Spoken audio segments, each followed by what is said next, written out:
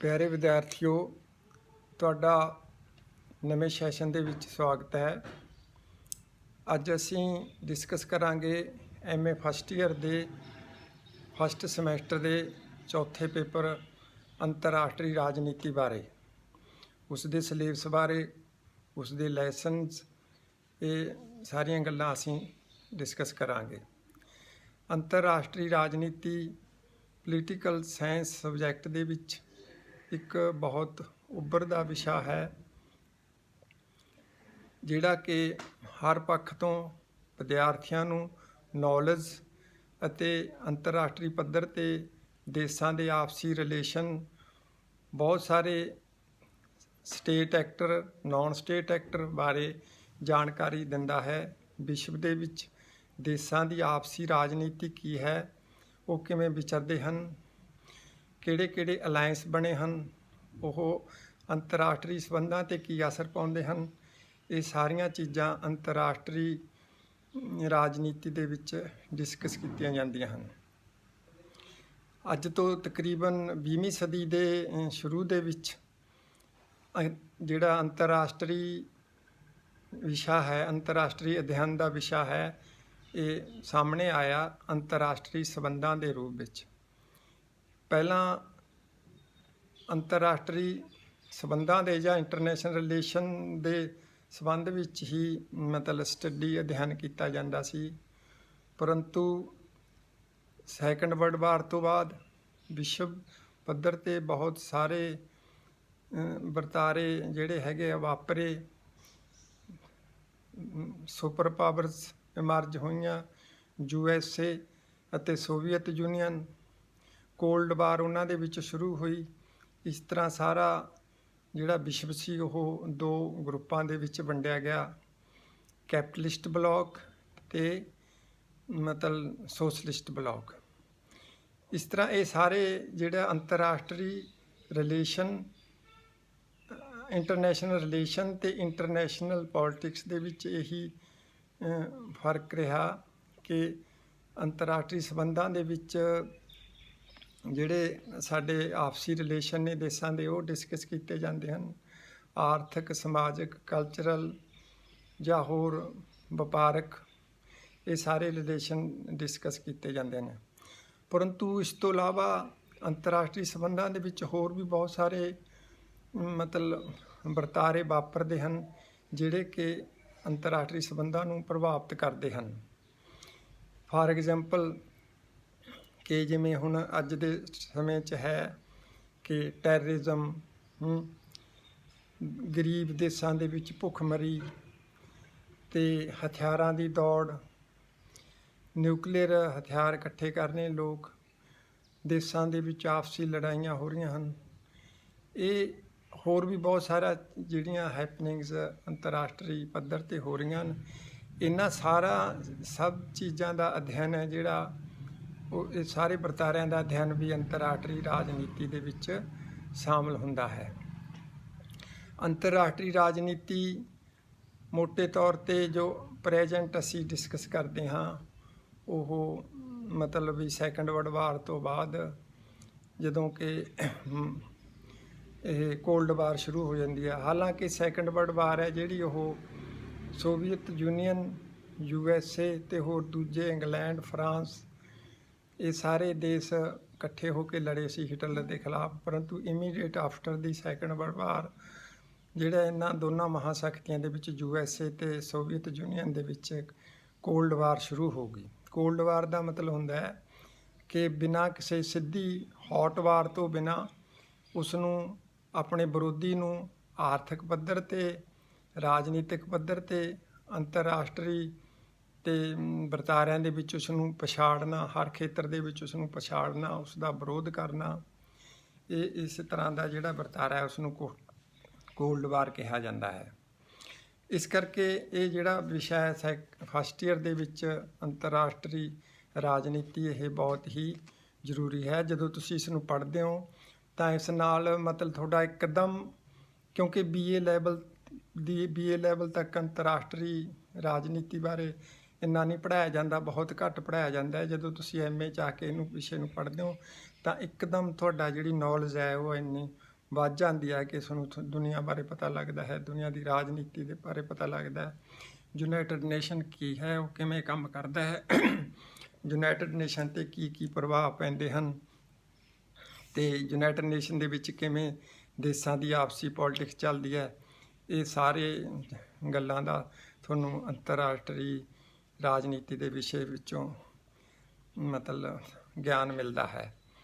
ਇਸ ਤੋਂ ਇਲਾਵਾ ਅਸੀਂ ਦੇਖਣਾ ਹੈ ਕਿ ਜਿਹੜਾ ਤੁਹਾਡਾ ਸਿਲੇਬਸ ਹੈ ਉਹਦੇ ਵਿੱਚ ਥਿਓਰੀਟੀਕਲ ਅੰਤਰਰਾਸ਼ਟਰੀ ਰਾਜਨੀਤੀ ਦੇ ਥਿਓਰੀਟੀਕਲ ਆਸਪੈਕਟ ਨੇ ਕੁਛ, ਅਤੇ ਕੁਛ ਪ੍ਰੈਕਟੀਕਲ। ਥਿਓਰੀਟੀਕਲ ਤਾਂ ਕੁਛ ਮਤਲਬ ਵੀ ਥਿਊਰੀਜ਼ ਨੇ, ਇਸ ਨੂੰ ਅੰਤਰਰਾਸ਼ਟਰੀ ਰਾਜਨੀਤੀ ਨੂੰ ਅਸੀਂ ਕਿਵੇਂ ਉਹਨੂੰ ਐਗਜ਼ਾਮਨ ਕਰਨ ਲਈ ਜਾਂ ਉਹਦਾ ਕਿਵੇਂ ਵਾਪਰਦੀ ਹੈ। ਕੁਛ ਥਿਓਰਿਸਟ ਨੇ ਆਪਣੇ ਸਿਧਾਂਤ ਦਿੱਤੇ ਨੇ, ਜਿਵੇਂ ਆਈਡੀਅਲਿਜ਼ਮ, ਰੀਅਲਿਜ਼ਮ, ਨਿਊ ਰੀਅਲਿਜ਼ਮ, ਫਿਰ system approach, decision making approach. ਇਹ ਸਾਰੇ ਥਿਓਰੀਟੀਕਲ ਆਸਪੈਕਟ ਨੇ। ਇਹਨਾਂ ਦੇ ਸਾਰੇ ਲੈਸਨ ਤੁਹਾਡੇ ਜਿਹੜੇ ਮਤਲਬ ਅਸੀਂ ਤਿਆਰ ਕੀਤੇ ਹੋਏ ਹੈ, ਉਹ ਔਨਲਾਈਨ ਤੁਸੀਂ ਇਹ ਦੇਖ ਸਕਦੇ ਹੋ। ਉਸ ਤੋਂ ਬਾਅਦ ਕੁਛ ਆ ਜਾਂਦੇ ਹੋਰ ਟੌਪਿਕ। ਅਗਲਾ ਹੈ balance of power and collective security. ਇਹਨਾਂ ਦੇ ਲੈਸਨ ਵੀ ਤੁਹਾਡੇ ਜਿਹੜੇ ਹੈਗੇ ਅਸੀਂ ਔਨਲਾਈਨ ਕੀਤੇ ਹੋਏ ਆ, ਤੁਸੀਂ ਉੱਥੋਂ ਪੜ੍ਹ ਸਕਦੇ ਹੋ। ਬਾਕੀ ਜਦੋਂ ਅਸੀਂ PCP ਦੇ ਦੌਰਾਨ ਕਲਾਸਾਂ ਲਾਵਾਂਗੇ ਤਾਂ ਤੁਹਾਨੂੰ ਹੋਰ ਜ਼ਿਆਦਾ ਦੱਸਾਂਗੇ ਇਸ ਬਾਰੇ। ਬੈਲੈਂਸ ਆਫ ਪਾਵਰ ਦਾ ਕਨਸੈਪਟ ਕੀ ਹੈ ਕਿ ਜਿਹੜੀ ਇੱਕ ਸਟੇਟ ਦੂਜੇ ਸਟੇਟ ਦੇ ਨਾਲ ਆਪਣੀ ਪਾਵਰ ਨੂੰ ਬੈਲੈਂਸ ਕਰਦਾ ਹੈ। ਉਹ ਬੈਲੈਂਸ ਇਹੀ, ਕਿਉਂਕਿ ਅੰਤਰਰਾਸ਼ਟਰੀ ਰਾਜਨੀਤੀ ਨੂੰ ਜਿਵੇਂ ਮੋਰਗੈਂਥੂ ਨੇ ਕਿਹਾ ਕਿ international politics is struggle for power. ਦੇਸ਼ਾਂ ਦੇ ਵਿੱਚ ਆਪਸੀ ਇਹ ਹੋੜ ਲੱਗੀ ਹੋਈ ਹੈ ਦੁਨੀਆ ਦੇ ਵਿੱਚ, ਮਤਲਬ ਵੀ ਉਸ ਨੂੰ ਆਪਣਾ ਜਿਹੜੀ ਹੈਗੀ ਹੈ ਦੀ ਅਥਾਰਟੀ ਸਥਾਪਿਤ ਕਰਨ ਦਾ ਦੁਨੀਆ ਦੇ ਵਿੱਚ ਅੰਤਰਰਾਸ਼ਟਰੀ ਸੰਬੰਧਾਂ ਦੇ ਵਿੱਚ ਸਭ ਤੋਂ ਪਾਵਰਫੁਲ ਦੇਸ਼ ਹੁੰਦਾ। ਜਿਵੇਂ ਇੱਕ ਬੰਦੇ ਦੇ ਵਿੱਚ, ਇੱਕ ਵਿਅਕਤੀ ਦੇ ਵਿੱਚ ਜਿਹੜਾ ਮਤਲਬ ਹੁੰਦੀ ਹੈ ਕਿ ਉਹ ਸਭ ਤੋਂ ਪਾਵਰਫੁਲ ਹੋਵੇ, ਉਸ ਦਾ ਸਾਰੇ ਪਾਸੇ ਚਰਚਾ ਹੋਵੇ। ਇਸ ਤਰ੍ਹਾਂ ਹੀ ਜਿਹੜੇ ਹੈਗੇ ਨੇ ਆਪਣਾ ਸਟੇਟਾਂ ਦੇ ਵਿੱਚ ਵੀ ਇਹੀ ਹੋੜ ਹੁੰਦੀ ਹੈ ਕਿ ਉਹ ਸਭ ਦੁਨੀਆ 'ਤੇ ਪਾਵਰਫੁਲ ਹੋਣ, ਦੂਜੇ ਦੇਸ਼ਾਂ ਨਾਲੋਂ ਉਹ ਜ਼ਿਆਦਾ ਤਾਕਤਵਰ ਹੋਣ ਹਰ ਖੇਤਰ ਦੇ ਵਿੱਚ। ਇਹ ਕਿਉਂਕਿ ਸਟੇਟ ਹੈ ਜਿਹੜਾ ਵਿਅਕਤੀ ਦੇ ਹੀ ਇੱਕ ਵਿਸਤ੍ਰਿਤ ਰੂਪ ਹੁੰਦਾ ਹੈ। ਜਿਹੜੇ ਭੈੜ ਇੱਕ ਵਿਅਕਤੀ 'ਚ ਹੋ ਸਕਦੇ ਹਨ, ਉਹੀ ਇੱਕ ਸਟੇਟ ਦੇ ਵਿੱਚ ਹੁੰਦੇ ਹਨ। ਜਿਵੇਂ ਹਿਟਲਰ ਨੂੰ ਇੱਕ ਵਿਅਕਤੀ ਚਲਾ ਰਿਹਾ ਸੀ, ਜਰਮਨ ਨੂੰ ਇੱਕ ਵਿਅਕਤੀ ਚਲਾ ਰਿਹਾ ਸੀ ਹਿਟਲਰ, ਅਤੇ ਉਸਨੇ ਸਾਰੀ ਦੁਨੀਆ ਨੂੰ ਜਿਹੜਾ ਹੈਗਾ ਸੈਕੰਡ ਵਰਲਡ ਵਾਰ ਦੇ ਵਿੱਚ ਝੋਕਤਾ। ਜਿਸ ਤਰ੍ਹਾਂ ਵਿਅਕਤੀ ਦੇ ਵਿੱਚ ਲਾਲਸਾ ਹੁੰਦੀ ਹੈ ਪਾਵਰਫੁਲ ਬਣਨ ਦੀ, ਇਸੇ ਤਰ੍ਹਾਂ ਹੀ ਸਟੇਟਸ ਦੇ ਵਿੱਚ ਵੀ, ਵੱਖ-ਵੱਖ ਮੁਲਕਾਂ ਦੇ ਵਿੱਚ ਵੀ ਇਹ ਲਾਲਸਾ ਹੁੰਦੀ ਹੈ ਬਣਦੀ। ਇਸੇ ਚੀਜ਼ ਦਾ ਅਧਿਐਨ ਹੈ ਜਿਹੜਾ ਅੰਤਰਰਾਸ਼ਟਰੀ ਰਾਜਨੀਤੀ ਦੇ ਵਿੱਚ ਕੀਤਾ ਜਾਂਦਾ ਹੈ। ਇਹ ਬੈਲੈਂਸ ਆਫ ਪਾਵਰ, ਹਰ ਸਟੇਟ ਆਪਣੀ ਆਪ ਨੂੰ ਬੈਲੈਂਸ ਕਰਦਾ ਆਪਣੀ ਸ਼ਕਤੀ ਨੂੰ। ਜਿਵੇਂ ਅਸੀਂ ਪਾਕਿਸਤਾਨ ਅਤੇ ਇੰਡੀਆ ਦਾ ਅਸੀਂ ਪਾਵਰ ਨੂੰ ਬੈਲੈਂਸ ਕਰਦੇ ਹਾਂ। ਬੈਲੈਂਸ ਆਫ ਪਾਵਰ ਇੱਕ ਡਿਵਾਈਸ ਮਤਲਬ balance power to maintain international peace and security ਦੇ ਤੌਰ 'ਤੇ ਇੱਕ ਡਿਵਾਈਸ ਦੇ ਤੌਰ 'ਤੇ ਵੀ ਇਹ ਕੰਮ ਕਰਦਾ ਹੈ। ਇਹ ਅਸੀਂ ਤੁਹਾਨੂੰ ਲੈਸਨ ਨੇ ਇਹਦੇ ਵਿੱਚ ਤੁਸੀਂ, ਅਤੇ ਅਸੀਂ ਫਿਰ ਕਲਾਸਾਂ ਦੌਰਾਨ ਵੀ ਡਿਸਕਸ ਕਰਾਂਗੇ, ਅਤੇ ਲੈਸਨ ਵੀ ਤੁਸੀਂ ਦੇਖ ਲੈਣਾ। ਦੂਜਾ ਹੈ ਕਲੈਕਟਿਵ ਸਿਕਿਉਰਿਟੀ, ਸਮੂਹਕ ਸੁਰੱਖਿਆ। ਕਿਉਂਕਿ ਸੈਕੰਡ ਵਰਲਡ ਵਾਰ ਜਦੋਂ ਸ਼ੁਰੂ ਹੋਈ ਤਾਂ ਯੂਨਾਈਟਿਡ ਨੇਸ਼ਨ ਬਣਾਇਆ ਗਿਆ 1945 ਦੇ ਵਿੱਚ।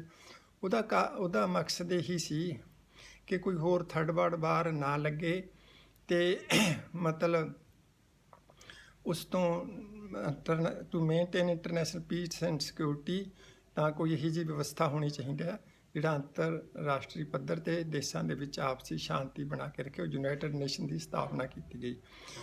ਉਹਦੇ ਵਿੱਚ ਇੱਕ ਕਲੈਕਟਿਵ ਸਿਕਿਉਰਿਟੀ ਦੀ ਪ੍ਰੋਵੀਜ਼ਨ ਕੀਤੀ ਗਈ ਕਿ ਕੋਈ ਅਗਰੈਸਿਵ ਦੇਸ਼ ਹੈ ਜਿਹੜਾ ਦੂਜੇ 'ਤੇ ਅਟੈਕ ਕਰਦਾ ਹੈ, ਉਹਨੂੰ ਕਿਵੇਂ ਰੋਕਣਾ ਹੈ। ਕਲੈਕਟਿਵਲੀ ਸਾਰੇ ਦੇਸ਼ ਯੂਨਾਈਟਿਡ ਨੇਸ਼ਨ ਦੇ ਮੈਂਬਰ ਇਕੱਠੇ ਹੋ ਕੇ ਉਸ ਦਾ ਮੁਕਾਬਲਾ ਕਰਨ। ਪਰੰਤੂ ਇਸ ਚੀਜ਼ ਦਾ ਹੁਣ ਪਿਛਲੇ ਸਮੇਂ 'ਚ ਮਿਸਯੂਜ਼ ਹੁੰਦਾ ਰਿਹਾ ਹੈ।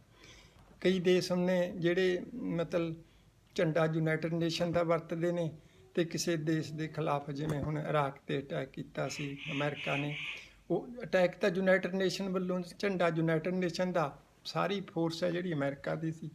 ਇਸ ਤਰ੍ਹਾਂ ਇਹਨਾਂ ਚੀਜ਼ਾਂ ਦਾ ਮਿਸਯੂਜ਼ ਹੁੰਦਾ ਹੈ। ਅਸੀਂ ਇਹ ਵੀ ਡਿਸਕਸ ਕਰਾਂਗੇ, balance of power and collective security. ਇਹ 2 ਸਬਜੈਕਟ ਹਨ ਜਿਹੜੇ ਤੁਹਾਡੇ ਲੈਸਨ ਵੀ ਹਨ, ਤੁਸੀਂ ਉਹ ਦੇਖ ਸਕਦੇ ਹੋ। ਉਸ ਤੋਂ ਬਾਅਦ ਜਿਹੜਾ B ਪਾਰਟ ਹੈ ਤੁਹਾਡੇ ਸਿਲੇਬਸ ਦਾ, ਉਹਦੇ ਵਿੱਚ ਆ ਜਾਂਦਾ cold war and post cold war.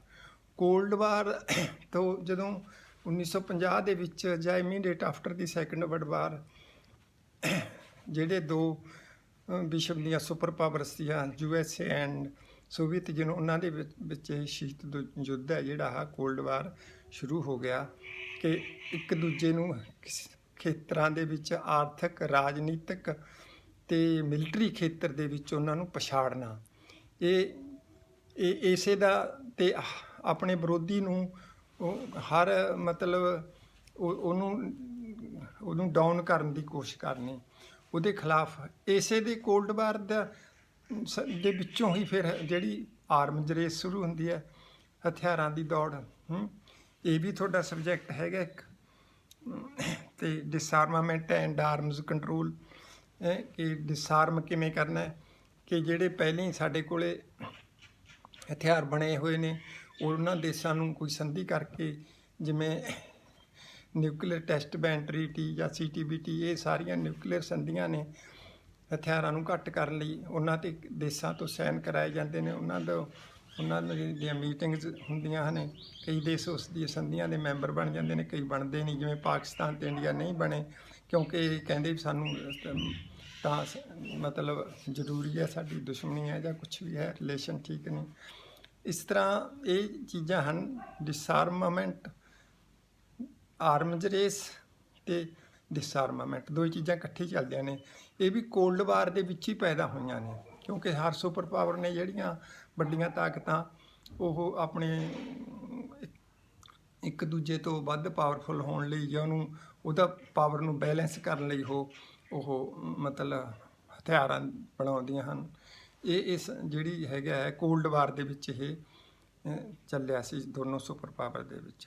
Super power ਉਹ ਹੁੰਦੀ ਹੈ ਜਿਹਦੇ ਜਿਹੜੇ ਇੰਟਰਸਟ ਨੇ ਉਹ ਵਰਲਡ ਵਾਈਡ ਹੁੰਦੇ ਹਨ। ਜਦੋਂ ਕਿਸੇ ਵੀ ਖਿੱਤੇ ਦੇ ਵਿੱਚ, ਕਿਸੇ ਵੀ ਇਲਾਕੇ ਦੇ ਵਿੱਚ ਕੋਈ ਮਤਲਬ 2 ਦੇਸ਼ਾਂ 'ਚ ਚਾਹੇ ਬਾਈਲੇਟਰਲ ਡਿਸਪਿਊਟ ਹੋਵੇ, ਉੱਥੇ ਵੀ ਉਹ ਆਪਣੇ ਇੰਟਰਸਟ ਡਿਵੈਲਪ ਕਰ ਲਏ ਜਾਂਦੇ ਨੇ। ਇਸ ਤਰ੍ਹਾਂ ਫਿਰ ਜਦੋਂ ਸੋਵੀਅਤ ਯੂਨੀਅਨ ਦੀ ਡਿਸਇੰਟੀਗ੍ਰੇਸ਼ਨ ਹੋ ਗਈ 1990-91 ਦੇ ਵਿੱਚ, ਤਾਂ ਜਿਹੜਾ ਕੋਲਡ ਵਾਰ ਦਾ ਇੱਕ ਫੇਜ਼ ਸੀ ਜਿਹੜਾ 1950 'ਚ ਸ਼ੁਰੂ ਹੋਇਆ ਸੀ, ਉਹ ਖਤਮ ਹੋ ਗਿਆ। ਫਿਰ ਉਸ ਤੋਂ ਬਾਅਦ ਵਾਲਾ ਪੀਰੀਅਡ ਹੈ ਜਿਹੜਾ ਹੋ ਗਿਆ ਪੋਸਟ ਕੋਲਡ ਵਾਰ। ਪੋਸਟ ਕੋਲਡ ਵਾਰ ਪੋਸਟ ਕੋਲਡ ਵਾਰ ਪੀਰੀਅਡ ਹੈ ਜਿਹੜਾ, ਉਸ ਨਾਲੋਂ ਵੀ ਵੱਧ ਖਤਰਨਾਕ ਸਾਬਤ ਹੋਇਆ, ਕਿਉਂਕਿ ਇਹਦੇ ਵਿੱਚ ਫਿਰ ਪਾਵਰ ਨੂੰ ਅੰਤਰਰਾਸ਼ਟਰੀ ਜਿਹੜੀ ਰਿਲੇਸ਼ਨ ਨੇ, ਜਿਹੜੀ ਇੰਟਰਨੈਸ਼ਨਲ ਪੋਲਿਟਿਕਸ ਹੈ, ਉਹਨੂੰ ਬੈਲੈਂਸ ਕਰਨ ਲਈ 2 ਮਹਾਸ਼ਕਤੀਆਂ ਦਾ ਹੋਣਾ ਜ਼ਰੂਰੀ ਹੈ। ਇੱਕ ਮਹਾਸ਼ਕਤੀ ਜਦੋਂ ਡਿਸਇੰਟੈਗਰੇਟ ਹੋ ਗਈ, ਸੋਵੀਅਤ ਯੂਨੀਅਨ ਖਤਮ ਹੋ ਗਿਆ, ਤਾਂ ਇੱਕੋ ਹੀ ਸਰਦਾਰ ਰਹਿ ਗਿਆ USA। ਇਸ ਕਰਕੇ ਉਹਨੂੰ ਰੋਕਣ ਵਾਲਾ ਕੋਈ ਨਹੀਂ ਰਿਹਾ।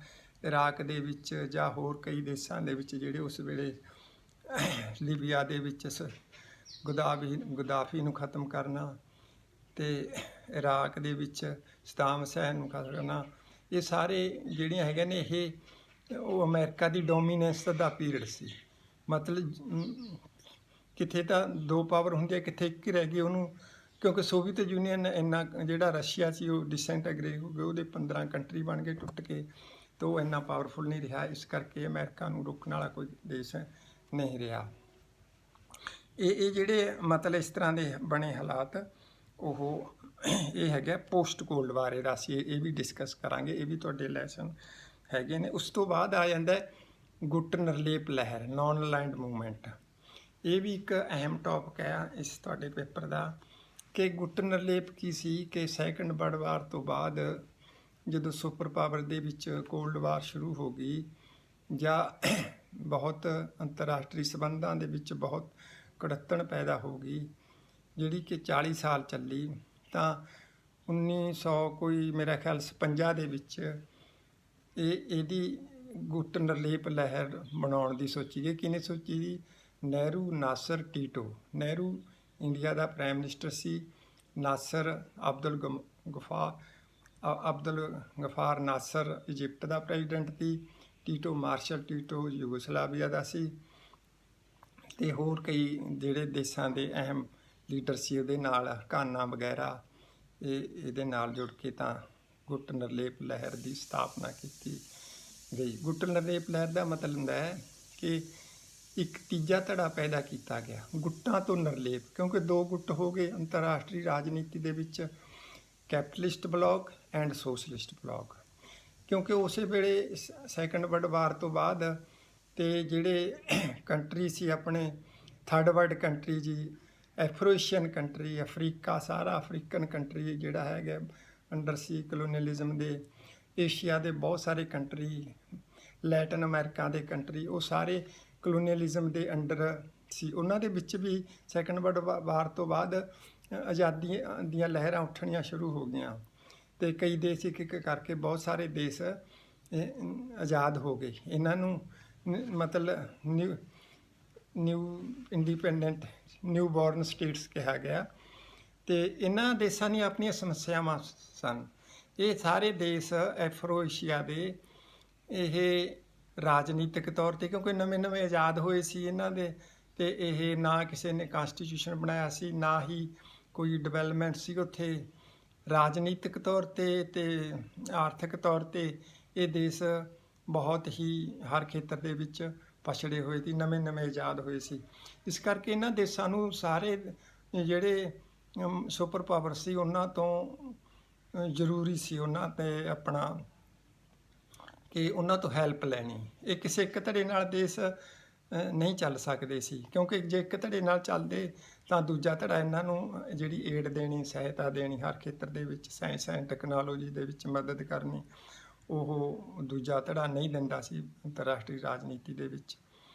ਇਸ ਕਰਕੇ ਇਹਨਾਂ ਦੇਸ਼ਾਂ ਨੇ, ਇਹਨਾਂ ਆਗੂ ਸੀ ਨਹਿਰੂ, ਨਾਸਰ, ਟੀਟੋ ਦੀ ਜਿਹੜੀ ਲੀਡਰਸ਼ਿਪ ਦੇ ਵਿੱਚ ਐਫਰੋਏਸ਼ੀਅਨ ਦੇਸ਼ਾਂ ਦੀ 1956 ਦੇ ਵਿੱਚ ਬਾਂਡਿੰਗ ਇੰਡੋਨੇਸ਼ੀਆ ਦੇ ਵਿੱਚ ਇੱਕ ਕਾਨਫਰੰਸ ਹੋਈ, ਜਿੱਥੇ ਇਸ ਦੀ ਸਥਾਪਨਾ ਕੀਤੀ ਗਈ ਕਿ ਅਸੀਂ ਤਾਂ ਧੜਿਆਂ ਤੋਂ ਨਿਰਪੱਖ ਰਹਾਂਗੇ, ਸਾਨੂੰ ਦੋਨੋਂ ਧੜਿਆਂ ਦੇ ਜਿਹੜੀ ਹੈਗੀ ਆ ਉਹ ਜ਼ਰੂਰਤ ਹੈ। ਇੱਧਰੋਂ ਵੀ ਅਸੀਂ, ਕਿਉਂਕਿ ਅਸੀਂ ਨਵੇਂ ਆਜ਼ਾਦ ਹੋਏ ਦੇਸ਼ ਹਾਂ, ਸਾਨੂੰ ਦੋਨੋਂ ਗਰੁੱਪ ਦੀ, ਕੈਪੀਟਲਿਸਟ ਤੇ ਸੋਸ਼ਲਿਸਟ ਗਰੁੱਪ ਦੇ ਵਿੱਚੋਂ ਸਾਨੂੰ ਸਹਾਇਤਾ ਦੀ ਲੋੜ ਹੈ, ਜਾਂ ਏਡ ਦੀ ਲੋੜ ਹੈ, ਟੈਕਨੋਲੋਜੀ ਦੀ ਲੋੜ ਹੈ, ਕਰਜ਼ਿਆਂ ਦੀ ਲੋੜ ਹੈ। ਇਸ ਕਰਕੇ ਇਹ ਇੱਕ ਨਵਾਂ ਧੜਾ ਬਣਿਆ ਗੁੱਟਾਂ ਤੋਂ ਨਿਰਲੇਪ ਦੇਸ਼ਾਂ ਦਾ। ਅੱਜ ਕੱਲ੍ਹ ਇਸ ਦੇ ਮੈਂਬਰ 122-23 ਦੇ ਲਾਗੇ ਛਾਗੇ ਇਹਦੇ ਮੈਂਬਰ ਨੇ ਇਹਨਾਂ ਦੇਸ਼ਾਂ ਦੇ। ਉਦੋਂ ਸਿਰਫ 50 ਦੇਸ਼ਾਂ ਨੇ ਸ਼ੁਰੂ ਦੇ ਵਿੱਚ। ਇਹਦੀ ਪਹਿਲੀ ਜਿਹੜੀ ਸਮਿਟ ਕਾਨਫਰੰਸ ਸੀ 1957 ਦੇ ਵਿੱਚ, 1960 ਦੇ ਵਿੱਚ ਬੈਲਗਰੇਡ ਦੇ ਵਿੱਚ, ਯੂਗੋਸਲਾਵੀਆ ਦੇ ਵਿੱਚ ਹੋਈ ਸੀ, ਤੇ ਉਸ ਤੋਂ ਬਾਅਦ ਲਗਾਤਾਰ ਇਹ ਚੱਲਦੀ ਗਈ ਹੈ। ਤੇ ਕਿਉਂਕਿ ਇਹ ਇੱਕ ਕੋਲਡ ਵਾਰ ਦਾ ਪ੍ਰੋਡਕਟ ਸੀ, ਇਹ ਕੋਲਡ ਵਾਰ ਦੀ ਪੋਲਿਟਿਕਸ ਦੇ ਵਿੱਚੋਂ ਇੱਕ ਤੀਜਾ ਧੜਾ ਪੈਦਾ ਹੋਇਆ ਸੀ। ਪਰੰਤੂ ਜਦੋਂ 90-91 ਦੇ ਵਿੱਚ ਕੋਲਡ ਵਾਰ ਖਤਮ ਹੋ ਗਈ, ਇੱਕ ਮਹਾਸ਼ਕਤੀ ਢਹਿ ਹੋ ਗਈ, ਤਾਂ ਇਸ ਦਾ ਵੀ ਮਤਲਬ ਇਹਦੀ ਰੈਲੇਵੈਂਸ ਘਟ ਗਿਆ। ਉਸ ਤੋਂ ਬਾਅਦ ਇਹ ਗਰੁੱਪ ਹੈ ਜਿਹੜਾ ਡਾਊਨ ਹੁੰਦਾ ਗਿਆ। ਜਿਵੇਂ ਹੁਣ ਕਈ ਸਾਲਾਂ ਤੋਂ ਇਹਦਾ ਸਮਿਟ ਹੀ ਨਹੀਂ ਹੋ ਸਕਿਆ, ਕਿਉਂਕਿ ਇਹ ਏਸ਼ੀਆ ਦੇ ਵਿੱਚ ਇੰਡੀਆ ਜਿਹੜਾ ਆਪਣਾ ਬਹੁਤ ਰੋਲ ਪਲੇ ਕਰਦਾ ਸੀ। ਇਹਦੇ ਵਿੱਚ ਜਦੋਂ ਇੰਡੀਆ ਦੇ ਵਿੱਚ ਪਿਛਲੇ ਸਮੇਂ ਦੇ ਵਿੱਚ ਸਰਕਾਰਾਂ ਬਦਲ ਗਈਆਂ, ਮੋਦੀ ਸਰਕਾਰ ਆ ਗਈ, ਤਾਂ ਇੰਡੀਆ ਦਾ ਵੀ ਇੰਟਰਸਟ ਇਹਦੇ ਵਿੱਚੋਂ ਮਤਲਬ ਹਟ ਗਿਆ। ਇਸ ਕਰਕੇ ਇਹ ਥੋੜ੍ਹਾ ਜਿਹਾ ਡਾਊਨਫਾਲ ਵੱਲ ਜਾ ਰਿਹਾ ਸੀ। ਫਿਰ ਇਹ ਮਸਲਾ ਉੱਠਿਆ ਕਿ ਹੁਣ ਇਹਦਾ ਕੋਈ ਰੈਲੀਵੈਂਸ ਨਹੀਂ, ਇਹਨੂੰ ਚਾਹੇ ਮਤਲਬ ਵੀ ਬੰਦ ਕਰ ਦਿੱਤਾ ਜਾਵੇ, ਜਾਂ ਇਹਦੀ ਸਮਿਟ ਕਰਨ ਦਾ ਕੀ ਫਾਇਦਾ। ਪਰੰਤੂ ਇਹ ਫਿਰ ਬਹੁਤ ਸਾਰਾ ਡਿਬੇਟ ਹੋਈ ਇਸ 'ਤੇ। ਉਹਦੇ ਵਿੱਚ ਉਹਨਾਂ ਨੇ ਕਿਹਾ ਕਿ ਹੁਣ ਤਾਂ ਸਗੋਂ ਇੱਕ ਮਹਾਂਸ਼ਕਤੀ ਦੀ ਡੋਮੀਨੈਂਸ ਹੈ ਇਹੋ ਜਿਹੇ ਹਾਲਾਤਾਂ ਦੇ ਵਿੱਚ, ਅੰਤਰਰਾਸ਼ਟਰੀ ਰਾਜਨੀਤੀ ਦੇ ਵਿੱਚ, ਤੇ ਇਹ ਮਤਲਬ ਦੇਸ਼ਾਂ ਦਾ ਇਕੱਠੇ ਰਹਿਣਾ ਸਗੋਂ ਹੋਰ ਵੀ ਜ਼ਰੂਰੀ ਹੋ ਗਿਆ।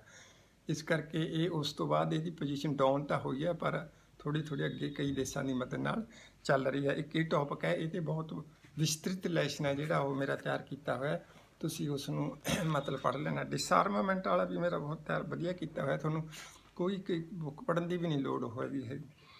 ਤੇ ਦੂਜਾ ਹੈਗਾ ਇੱਕ ਟੌਪਿਕ 'ਚ ਹੋਰ ਰਹਿ ਗਿਆ ਤੁਹਾਡਾ ਜਿਓਪੋਲਿਟਿਕਸ ਇਨ ਇੰਟਰਨੈਸ਼ਨਲ ਰਿਲੇਸ਼ਨਸ।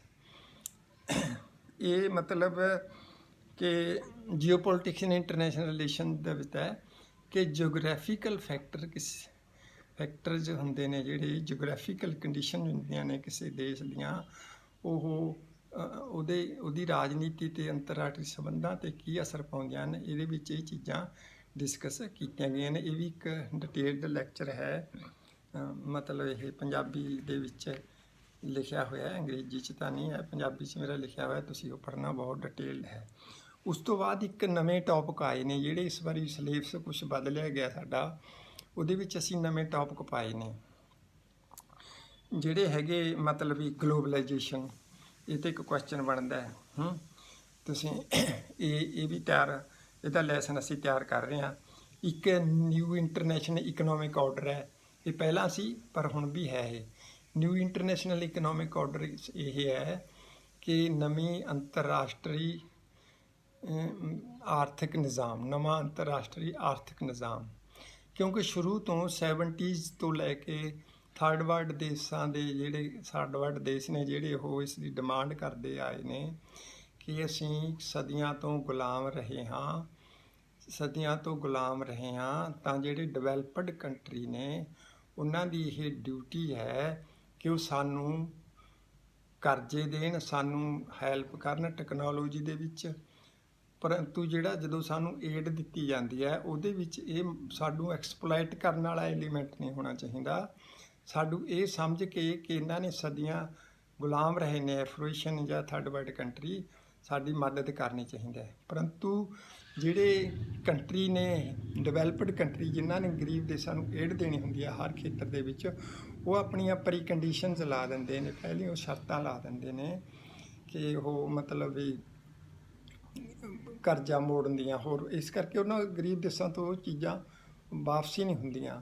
ਇਸ ਕਰਕੇ ਇਹਨੀ ਡਿਮਾਂਡ ਉੱਠੀ ਸੀ 70s ਦੇ ਸ਼ੁਰੂ ਵਿੱਚ ਕਿ ਨਵਾਂ ਅੰਤਰਰਾਸ਼ਟਰੀ ਆਰਥਿਕ ਪ੍ਰਬੰਧ ਕੀਤਾ ਜਾਵੇ। ਜਿਹੜੀਆਂ ਵਰਲਡ ਬੈਂਕ ਹੈ ਜਾਂ IMF ਹੈ, ਇਹ ਸਾਨੂੰ ਉਹ ਮਤਲਬ ਵੀ ਰਿਆਇਤੀ ਦਰਾਂ 'ਤੇ ਸਾਨੂੰ ਕਰਜ਼ੇ ਦੇਣ, ਉਹਦੇ ਵਿੱਚ ਸਾਡੀ ਐਕਸਪਲੋਇਟੇਸ਼ਨ ਦਾ ਕੋਈ ਐਲੀਮੈਂਟ ਨਹੀਂ ਹੋਣਾ ਚਾਹੀਦਾ। ਪਰੰਤੂ ਇਹ ਦੇਸ਼ ਫਿਰ ਵੀ ਜਿਹੜੇ ਡਿਵੈਲਪਡ ਦੇਸ਼ ਨੇ ਇਸ 'ਤੇ ਸਹਿਮਤ ਨਹੀਂ ਹੋਏ। ਫਿਰ ਉਸ ਤੋਂ ਬਾਅਦ ਇਹ ਡਿਮਾਂਡ ਹੈ ਉਦੋਂ ਤੱਕ ਚੱਲੀ ਜਾਂਦੀ ਹੈ।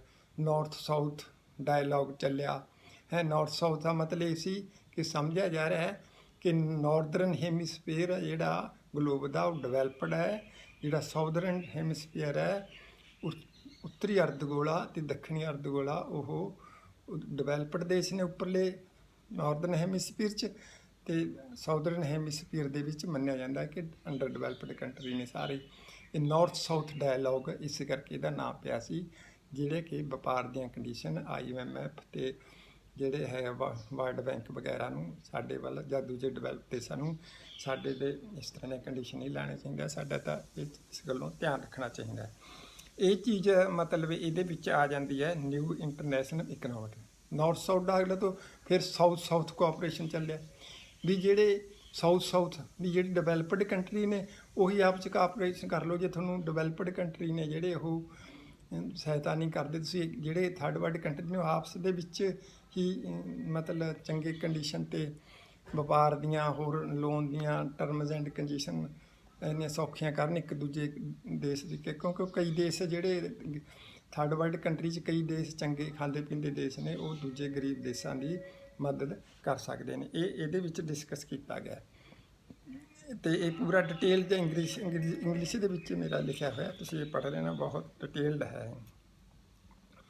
ਫਿਰ WTO ਹੈ। WTO ਵੀ ਵਰਲਡ ਟ੍ਰੇਡ ਆਰਗੇਨਾਈਜੇਸ਼ਨ। ਇਹ ਵੀ ਇੱਕ ਪਿਛਲੇ 90s ਤੋਂ ਸ਼ੁਰੂ ਹੋਇਆ ਮੁੱਦਾ ਹੈ ਕਿ ਵਪਾਰ ਫਰੀ ਫਲੋ ਆਫ ਟ੍ਰੇਡ ਹੈ, free flow of goods, free flow of ideas, ਵੀ ਉਹ 'ਤੇ ਕੋਈ ਰੋਕ ਨਾ ਹੋਵੇ। ਇੱਕ ਦੇਸ਼ ਜਿੱਥੇ ਮਰਜ਼ੀ ਆਪਣਾ ਸਮਾਨ ਵੇਚ ਸਕਦਾ ਹੈ। ਇਹਦੇ ਵਿੱਚ ਗਰੀਬ ਦੇਸ਼ਾਂ ਨੇ ਬਹੁਤ ਉਹਨਾਂ ਨੂੰ ਪ੍ਰੈਸ਼ਰਾਈਜ਼ ਕੀਤਾ ਗਿਆ, ਕਈ ਦੇਸ਼ਾਂ 'ਤੇ ਕਈ ਕੰਡੀਸ਼ਨਾਂ ਲਾਈਆਂ ਗਈਆਂ, ਉਹਨਾਂ 'ਤੇ ਦਬਾਅ ਪਾ ਕੇ ਜਿਹੜੇ WTO 'ਤੇ ਸਾਈਨ ਕਰਾਏ ਗਏ ਸੀ ਪਿਛਲੇ ਸਮੇਂ ਦੇ ਵਿੱਚ। ਆ ਜਿਹੜੇ ਸਾਡੇ ਇੰਡੀਆ ਦੇ ਵਿੱਚ ਐਜੀਟੇਸ਼ਨ ਚੱਲ ਰਹੀ ਹੈ, ਇਹ ਵੀ ਇਸੇ ਨਾਲ ਲਿੰਕਡ ਜੁੜਦਾ ਹੈ, ਇਹਦਾ WTO ਦੇ ਨਾਲ। ਕਿਸਾਨਾਂ ਦਾ ਜੋ ਐਜੀਟੇਸ਼ਨ ਹੈ, ਕਿਉਂਕਿ ਪਿਛਲੀ ਕਾਂਗਰਸ ਸਰਕਾਰ ਉਹ 'ਚ ਇੰਨਾ ਦਮ ਨਹੀਂ ਸੀ ਕਿ ਉਹ ਇਸ ਚੀਜ਼ ਨੂੰ ਲਾਗੂ, ਕਿਉਂਕਿ ਇਹਨਾਂ 'ਤੇ ਪ੍ਰੈਸ਼ਰ ਹੈ ਵਰਲਡ ਬੈਂਕ ਦਾ ਅਤੇ IMF ਜੋ ਅੰਤਰਰਾਸ਼ਟਰੀ ਫਾਈਨੈਂਸ਼ੀਅਲ ਕਾਰਪੋਰੇਸ਼ਨਸ ਨੇ, ਉਹਨਾਂ ਦਾ ਪ੍ਰੈਸ਼ਰ ਹੈ ਇਹਨਾਂ 'ਤੇ, ਥਰਡ ਵਰਲਡ ਦੇਸ਼ਾਂ 'ਤੇ। ਉਹਨਾਂ ਦੀ ਚੀਜ਼ਾਂ ਨੂੰ ਕੋਈ ਏਡ ਰੋਕ ਦਿੰਦੇ ਨੇ ਅਤੇ ਉਹਨਾਂ ਨੂੰ ਇਹ ਚੀਜ਼ਾਂ ਕਰਨ ਲਈ ਮਜਬੂਰ ਕੀਤਾ ਜਾ ਰਿਹਾ ਹੈ। ਇਸ ਕਰਕੇ ਕਈ ਦੇਸ਼ ਜਿਹੜੇ ਜੋ ਅੰਤਰਰਾਸ਼ਟਰੀ ਪ੍ਰੈਸ਼ਰ ਨੂੰ ਝੱਲ ਜਾਂਦੇ ਨੇ ਜਾਂ ਝੱਲੀ ਜਾਂਦੇ ਨੇ, ਉਹ ਖੜੇ ਰਹਿੰਦੇ ਨੇ, ਕਈ ਨਹੀਂ ਹੁੰਦੇ, ਉਹ ਇਸ ਤਰ੍ਹਾਂ ਸਫਰ ਕਰਦੇ ਨੇ। ਇਸ ਕਰਕੇ WTO ਇਹਦਾ ਅਸੀਂ ਲੈਸਨ ਤਿਆਰ ਕਰ ਰਹੇ ਹਾਂ, ਤੁਹਾਨੂੰ ਬਾਅਦ 'ਚ ਦੇਵਾਂਗੇ ਅਸੀਂ। ਇੱਕ ਬ੍ਰਿਕਸ ਹੈ, BRICS, ਇੱਕ ਆਰਥਿਕ ਅਲਾਇੰਸ ਜਾਂ ਗੁੱਟਬੰਦੀ ਅੰਤਰਰਾਸ਼ਟਰੀ ਰਾਜਨੀਤੀ ਦੇ ਵਿੱਚ ਦੇਸ਼ਾਂ ਦੇ ਅਲਾਇੰਸ ਬਣਦੇ ਹੁੰਦੇ ਨੇ।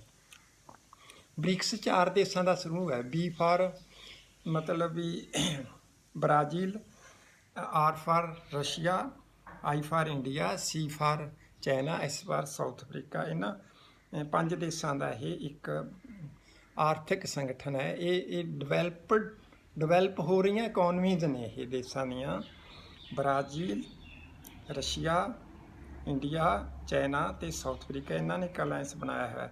ਉਹਦਾ ਇਹ ਵੀ ਨਵਾਂ ਆਇਆ, ਤੁਹਾਡੇ ਸਿਲੇਬਸ ਟੌਪਿਕ, ਇਸ ਅਸੀਂ ਲੈਸਨ ਤਿਆਰ ਕਰ ਰਹੇ ਹਾਂ, ਤੁਹਾਨੂੰ ਕਲਾਸ ਦੌਰਾਨ ਦੱਸਾਂਗੇ। ਇੱਕ ਟੌਪਿਕ ਹੋਰ ਹੈ ਜਿਹੜਾ ਨਵਾਂ ਪਾਇਆ ਅਸੀਂ, ਕੁਆਡ। ਕੁਆਡ ਦਾ ਸ਼ਾਰਟ ਹੈ, ਇਹਦਾ ਹੈਗਾ ਕੁਆਡਰੀਲੇਟਰਲ ਸਿਕਿਉਰਿਟੀ ਅਲਾਇੰਸ ਡਾਇਲੋਗ। ਇਹ ਮਤਲਬ ਵੀ ਸਾਡੇ USA, ਜਾਪਾਨ, ਆਸਟ੍ਰੇਲੀਆ, ਇੰਡੀਆ, ਇਹਨਾਂ ਦਾ ਇੱਕ ਅਲਾਇੰਸ ਬਣਾਇਆ ਹੋਇਆ ਹੈ। ਇਹ ਐਕਚੁਅਲੀ ਅਲਾਇੰਸ ਚੀਨ ਦੇ ਖਿਲਾਫ ਬਣਿਆ ਹੋਇਆ, ਕਿਉਂਕਿ ਸਾਊਥ ਚਾਈਨਾ ਸੀ ਦੇ ਵਿੱਚ ਚੀਨ ਹੈ ਜਿਹੜਾ ਉਹ 'ਤੇ ਕਬਜ਼ਾ ਕਰ ਰੱਖਿਆ ਚੀਨ ਨੇ। ਹਾਲਾਂਕਿ ਇੰਟਰਨੈਸ਼ਨਲ ਕੋਰਟ ਆਫ ਜਸਟਿਸ ਨੇ ਵੀ ਇਹ ਚੀਨ ਦੇ ਖਿਲਾਫ ਫੈਸਲਾ ਦਿੱਤਾ ਹੈ 2-3 ਸਾਲ ਪਹਿਲਾਂ, ਕਿ ਵੀ ਇਹ ਤੁਸੀਂ ਜਿਹੜੇ 15 ਜਾਂ 12 ਨੌਟੀਕਲ ਮਾਈਲਜ਼ ਤੋਂ ਜਿਹੜੇ ਸਾਡੇ ਅੰਤਰਰਾਸ਼ਟਰੀ ਸਾਡੇ ਸਮੁੰਦਰ ਹੁੰਦੇ ਨੇ, ਸੀ ਹੈ, ਉਹ ਅੰਤਰਰਾਸ਼ਟਰੀ ਸਮੁੰਦਰ ਬਣ ਜਾਂਦਾ, ਉਹ ਕਿਸੇ ਦੇਸ਼ ਦੀ ਸੋਵਰਨਟੀ ਉਹਦੇ ਉੱਪਰ ਨਹੀਂ ਹੁੰਦੀ। ਇਸ ਕਰਕੇ ਜਿਹੜਾ ਇਹ ਕੁਆਡਰੀਲੇਟਰਲ ਜਿਹੜਾ ਅਲਾਇੰਸ ਬਣਿਆ ਹੈ, ਇਹ 4 ਦੇਸ਼ਾਂ ਦਾ ਹੈ। ਇਹ 'ਤੇ ਵੀ ਅਸੀਂ ਨਵਾਂ ਲਿਖ ਰਹੇ ਹਾਂ, ਕਿਉਂਕਿ ਇਹ ਚਾਈਨਾ ਦੇ ਖਿਲਾਫ ਹੈ। ਇਹ ਚਾਈਨਾ ਦੇ, ਜਾਪਾਨ ਜਾਂ ਇਹ ਸਾਰੇ ਦੇਸ਼ ਚਾਈਨਾ ਦੇ ਖਿਲਾਫ ਇਕੱਠੇ ਹੋਏ ਨੇ। ਜਿਹੜੇ ਇਹਨਾਂ ਦੇ ਵਿੱਚ ਕਿਹੜੇ, ਜਾਪਾਨ, USA, ਆਸਟ੍ਰੇਲੀਆ ਅਤੇ ਇੰਡੀਆ। ਸਾਊਥ ਚਾਈਨਾ ਸੀ ਦੇ ਵਿੱਚ ਇੰਡੀਆ ਦੀ ਜਿਹੜੀ ਮਤਲਬ ਵੀ ਉਹ ਡੋਮੀਨੈਂਸ ਹੈ, ਕਿਉਂਕਿ ਦੂਜੇ ਦੇਸ਼ਾਂ ਨੂੰ, ਛੋਟੇ ਛੋਟੇ ਦੇਸ਼ ਨੇ ਉੱਥੇ, ਫਿਲੀਪਾਈਨਜ਼ ਵਗੈਰਾ, ਹੋਰ ਕੋਰੀਆ, ਇਹਨਾਂ ਨੂੰ, ਕਈ ਦੇਸ਼ਾਂ ਨੂੰ ਉੱਥੇ ਵੜਨ ਨਹੀਂ ਦਿੰਦਾ ਚੀਨ ਸੀ ਦੇ ਵਿੱਚ। ਇਸ ਕਰਕੇ ਇਹ ਜਿਹੜੀ ਚਾਈਨਾ ਦੀ ਮਤਲਬ ਡੋਮੀਨੈਂਸ ਹੈ ਉੱਥੇ, ਜਿਹੜੀ ਚਾਈਨਾ ਦਾ ਪ੍ਰਭਾਵ ਹੈ ਉਹਨੂੰ ਖ਼ਤਮ ਕਰਨ ਲਈ, ਉਹਨੂੰ ਨਿਊਟਰਲਾਈਜ਼ ਕਰਨ ਲਈ ਇੱਕ ਮਤਲਬ ਪੈਸੀਫਿਕ ਅਤੇ ਇੰਡੀਅਨ ਜਿਹੜੀ ਇੰਡੋ ਪੈਸੀਫਿਕ ਇੱਕ ਅਲਾਇੰਸ ਹੈ। ਇਹ ਇੰਡੀਅਨ ਓਸ਼ਨ ਅਤੇ ਪੈਸੀਫਿਕ ਦੇ ਦੇਸ਼ਾਂ ਦਾ ਜਿਹੜੇ ਨੇ, ਇੰਡੀਆ ਓਸ਼ਨ ਦੇ ਵਿੱਚ ਆ ਜਾਂਦਾ ਹੈ ਇੰਡੀਆ, ਇਹ ਇੰਡੋ ਪੈਸੀਫਿਕ ਅਲਾਇੰਸ ਕਿਹਾ ਜਾਂਦਾ ਇਸ ਨੂੰ। ਇਹ ਵੀ ਮਤਲਬ ਇਹ ਨਵਾਂ ਟੌਪਿਕ ਹੈ, ਉੱਦਾਂ ਤਾਂ ਕਈ ਸਾਲ ਹੋ ਗਏ ਚੱਲਦੇ ਨੂੰ, ਇਹ ਨਵਾਂ ਟੌਪਿਕ ਹੈ। ਅਸੀਂ ਕਈ ਇਹ 4-5 ਟੌਪਿਕ ਨਵੇਂ ਪਾਏ ਸੀ, ਪਰ ਤੁਸੀਂ ਉਹਦੇ ਲੈਸਨ ਵਗੈਰਾ ਤਿਆਰ ਕਰ ਰਹੇ ਹਾਂ, ਫਿਰ ਤੁਹਾਨੂੰ ਦੱਸਾਂਗੇ। ਇਹ ਡਿਟੇਲਡ ਹੈ, ਇਸ ਕਰਕੇ ਤੁਸੀਂ ਇਹ ਸਾਰਾ ਪੇਪਰ ਤਿਆਰ ਕਰ ਲੈਣਾ। ਕੋਈ ਵੀ ਦਿੱਕਤ ਤੁਹਾਨੂੰ ਨਹੀਂ ਆਏਗੀ ਅਤੇ ਅਸੀਂ ਤੁਹਾਨੂੰ ਪੂਰੀ ਕੋਸ਼ਿਸ਼ ਕਰਾਂਗੇ ਤੁਹਾਨੂੰ ਸੈਟਿਸਫਾਈ ਕਰਨ ਦੀ। ਸਤਿ ਸ਼੍ਰੀ ਅਕਾਲ ਜੀ।